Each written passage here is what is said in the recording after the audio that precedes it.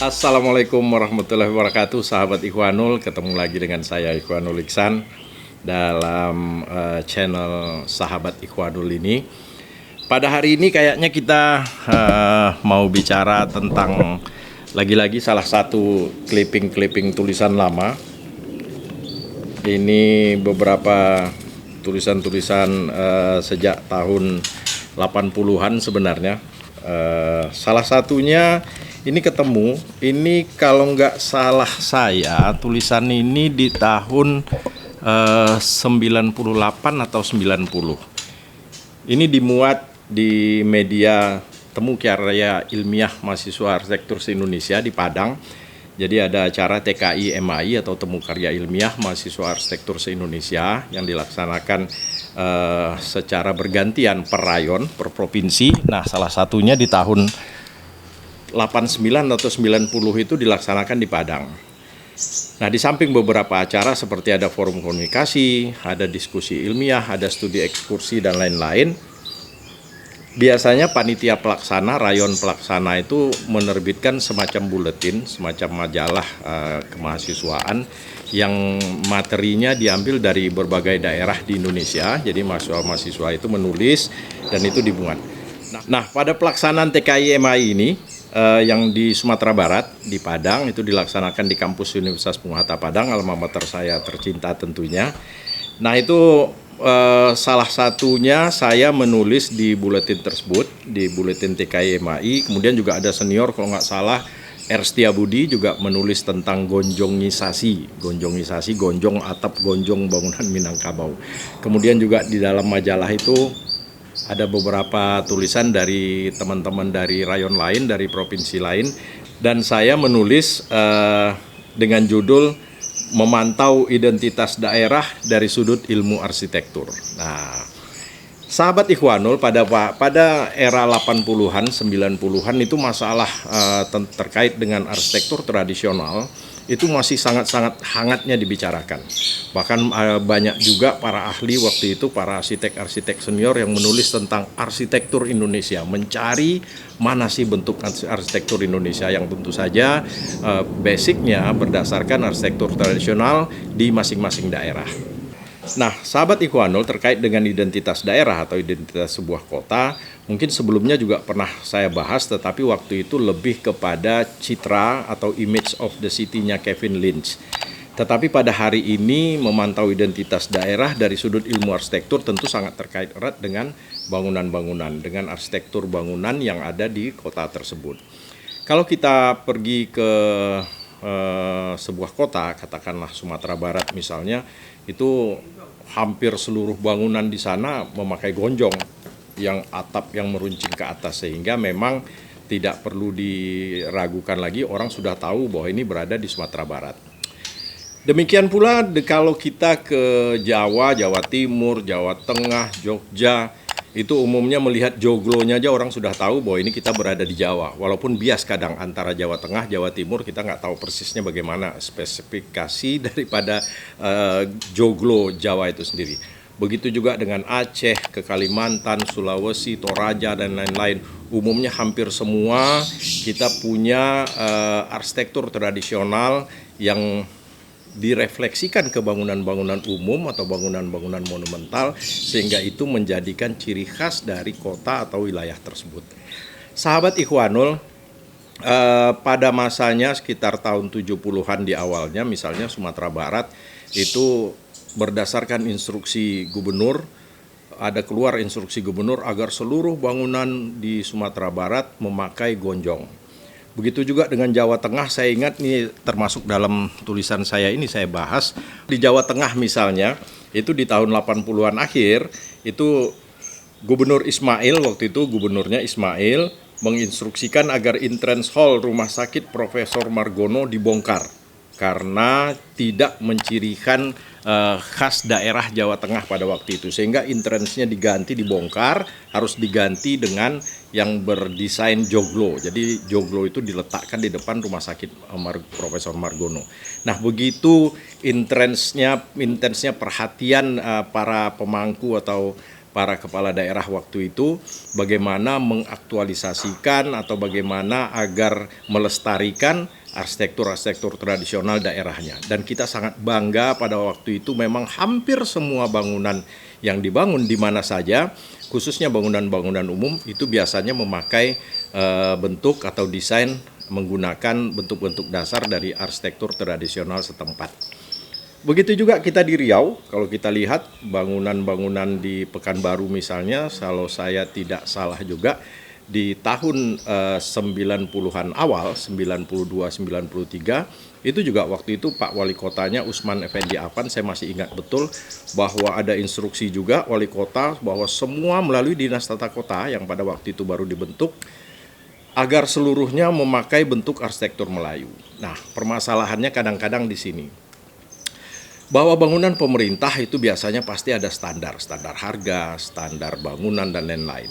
Nah, bangunan-bangunan yang menggunakan arsitektur tradisional itu biasanya pasti lebih mahal dan pemeliharaan atau perawatannya juga pastinya lebih ekstra. Kita bisa lihat, sayang satu bangunan yang saya sangat menarik sebenarnya untuk Kota Pekanbaru, ada dulu pustaka daerah yang adanya di Jalan Sudirman di depan kantor Gubernur Riau. Tapi pada saat ini bangunannya udah nggak ada, kalau salah udah dibongkar mungkin karena status tanah yang bermasalah atau lain-lain. Nah, padahal kalau kita lihat itu kan sangat-sangat cantik sekali. Begitu juga dengan bangunan LAM, Lembaga Adat Melayu yang ada di Ponegoro. Nah, itu juga bagus sekali. Jadi kalau sekarang ini kalau kita melihat kepada Kota Pekanbaru, ya hampir sangat-sangat minim sekali bangunan-bangunan umum yang bercirikan dengan arsitektur Melayu. Kalaupun boleh yang masih lengkap itu ada di areal Purna MTQ. Di Purna MTQ masih lengkap semua. Ada bangunan Kampar, ada bangunan Indragiri Hulu, ada bangunan Siak misalnya di sana. Nah, itulah barangkali prototipe bangunan yang berarsitektur tradisional yang ada di Provinsi Riau dalam satu kawasan. Tetapi bagaimana dengan bangunan-bangunan umum lainnya? Nah, inilah permasalahan barangkali hampir seluruh bangunan-bangunan yang baru, misalnya seperti ex Dang Merdu yang sekarang menjadi bangunan Bank Riau Kepri, kemudian di belakangnya juga ada flat, itu juga ya lagi-lagi hanya seperti kotak saja ke atas begitu. Kemudian rumah-rumah sakit, kalau kita melintasi terus Jalan Sudirman, sangat minim sekali. Saya juga nggak tahu permasalahannya apa, ataukah memang pemerintah kota sudah menghapuskan instruksi tersebut, atau memang pemerintah kota sudah tidak menyarankan atau menginstruksikan kepada pengembang agar setiap bangunan-bangunan besar, bangunan-bangunan monumental di Kota Pekanbaru harus memakai bentuk-bentuk arsitektur tradisional setempat. Nah, sahabat Ikhwanul, sebelum kita mulai barangkali kita coba dulu. Ini ada kopi Cinos ini. Tapi kalau siang-siang gini enaknya memang ternyata tidak hanya kopi ini yang ada di Cinos, tetapi ada juga ini strawberry lemon tea katanya. Nah, ini strawberry lemon tea-nya Cinos lumayan booming juga ini. Kita coba ya.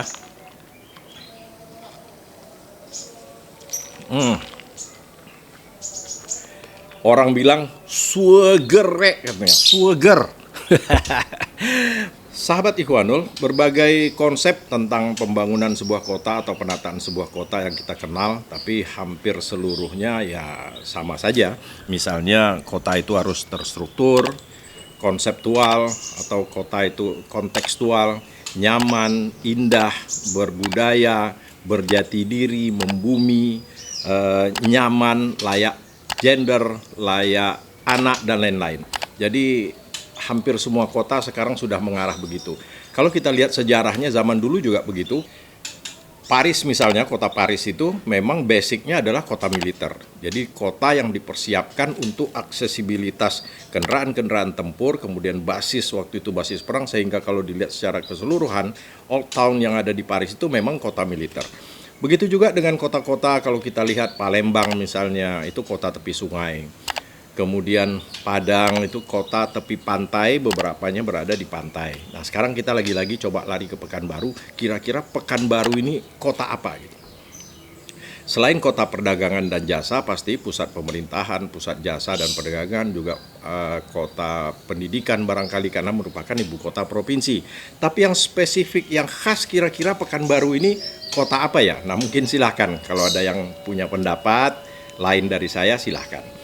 Tapi kalau saya berpikir, barangkali lebih tepatnya kalau Pekanbaru ini kota waterfront, jadi kota pinggiran sungai, jadi pinggiran Sungai Siak. Apalagi kalau kita lihat sejarahnya, memang Pekanbaru dibangun tumbuh dari arah pinggir Sungai Siak gitu. Nah sekarang kalau kita lihat pinggiran Sungai Siak, waduh, kadang terasa sedih gitu ya. Apalagi beberapa bangunan lama pun sudah nggak ada, dan itu sudah mulai bergeser. Sungai Siaknya sendiri masih kotor, kemudian masih belum dibenahi sebagaimana mestinya. Begitu juga dengan ruang-ruang terbuka publik yang harusnya bisa kita bangun di pinggiran-pinggiran Sungai Siak, sehingga masyarakat bisa ke sana, bisa tempat bermain, tempat wisata lokal, itu juga masih belum bersedia. Nah sekarang barangkali ke depan kita lebih mengarahkan bagaimana agar Pekanbaru atau Waterfront City kota Pekanbaru itu benar-benar bisa kita wujudkan kembali. Misalnya saja kawasan sekitar di bawah jembatan Siak, jembatan Lekton 1, 2, 3, 4 itu kembali dibenahi. Kemudian seluruh bangunan umum yang ada di pinggiran Sungai Siak itu kembali diwajibkan memakai bentuk-bentuk arsitektur tradisional lokal atau arsitektur tradisional Melayu yang katakanlah barangkali pakai selembayung, terlepas dari itu mahal atau biaya pemeliharaan dan perawatan yang lebih tinggi. Tapi harusnya kita yang punya daerah ini harusnya merasa bangga, dan kebanggaan itu atau identitas itu barangkali memang mahal nilainya karena dia punya nilai di sana. Karena sudah menjadi suatu kekhawatiran kok Pekanbaru ini semakin berkembang, tapi meninggalkan jati dirinya. Padahal idealnya sebuah kota itu memang berjati diri, membumi, menjunjung atau tetap melestarikan bentuk-bentuk arsitektur tradisional. Nah, bentuk arsitektur tradisional ini tidak hanya selembayung, tapi barangkali juga bisa dengan ragam hias yang ada, melalui interior-interiornya dan lain-lain. Nah, kalau kita bicara tentang pinggiran Sungai Siak, atau katakanlah kita mulai mencoba memberi nuansa kedaerahan atau nuansa lokal di sepanjang Sungai Siak, termasuk juga sebenarnya tanaman atau tumbuhan-tumbuhan. Dulu daerah sepanjang Sungai Siak atau Pekanbaru ini terkenal dengan rambutannya. Wah, itu dulu ada kebun rambutan di Jalan Riau tahun 70-an, 80-an, bahkan 90-an. Itu luar biasa itu rambutan di daerah pinggiran sana.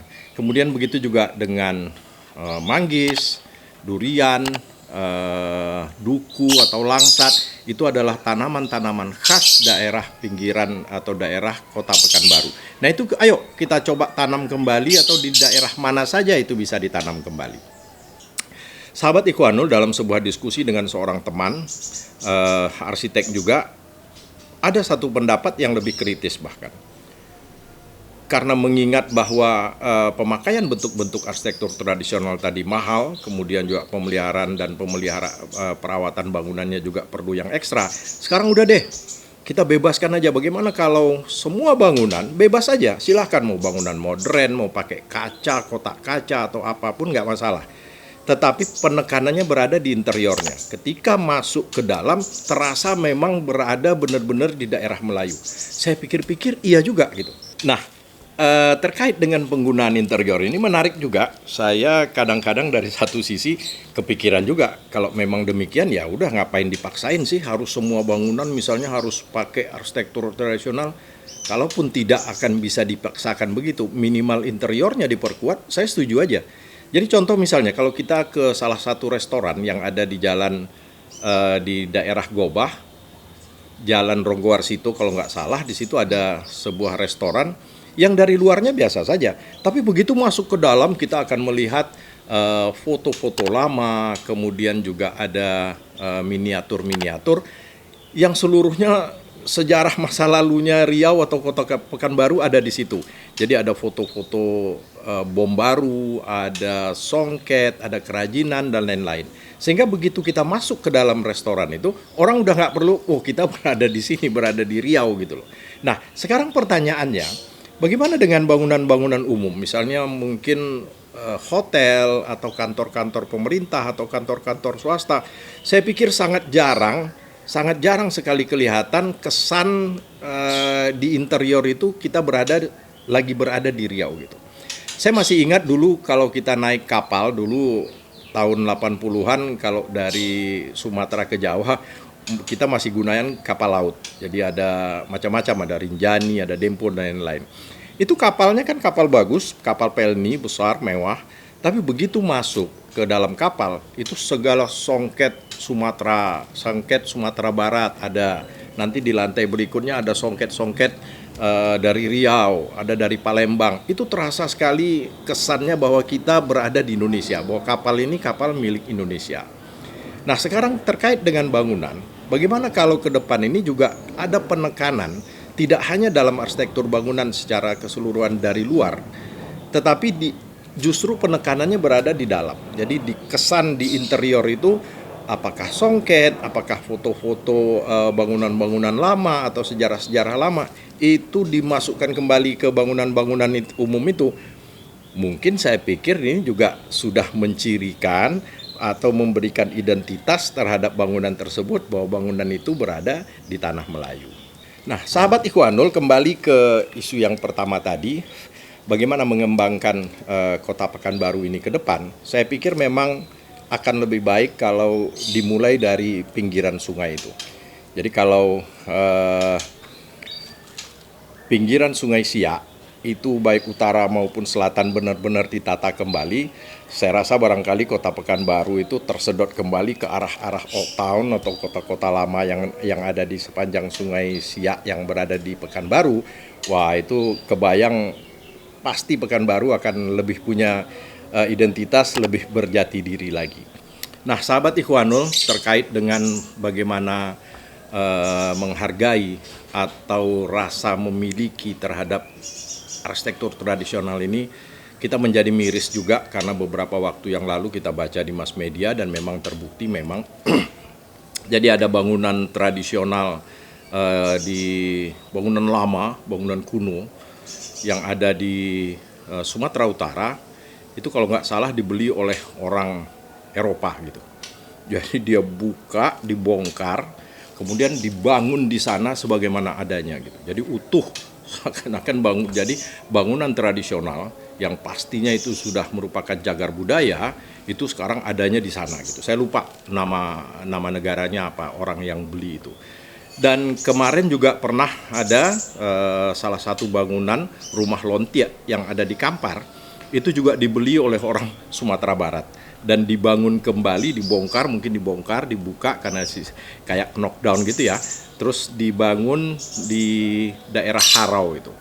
Nah, kita akan menjadi lebih sedih lagi kalau suatu saat nanti bangunan-bangunan berarsitektur tradisional atau malah arsitektur vernakular itu habis dan ini sudah pindah ke negara orang semua. Nah, ini sebelum ini terjadi harus ada regulasi yang membentengi atau membatasi terkait dengan kepemilikan, menjual dan lain-lain. Nah, sahabat Ikhwanul, barangkali session ini tidak panjang-panjang kalau boleh disimpulkan sementara bahwa semua yang saya sampaikan tadi tentu erat kaitannya dengan kebijakan dari pemerintah kota. Dalam hal ini pemerintah Kota Pekanbaru sebagai pemberi izin setiap bangunan melalui PBG.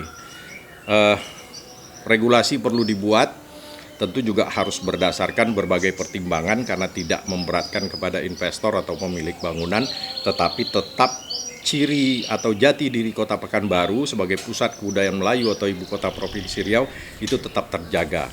Itu yang pertama. Yang kedua, harus juga dalam hal ini ada semacam beban moral bagi perguruan tinggi yang ada di Kota Pekanbaru atau di Riau, khususnya Fakultas Teknik Jurusan Arsitektur, memberikan masukan, memberikan saran, apalagi IAI misalnya, Ikatan Arsitek Indonesia. Nah, ini mudah-mudahan saja ada kawan-kawan dari IAI dan pemerintah kota yang mendengar atau menonton sesi kali ini, sehingga bisa merumuskan. Bagi saya yang paling penting itu adalah bagaimana merumuskan bentuk-bentuk yang memang mewakili dari arsitektur Melayu secara keseluruhan.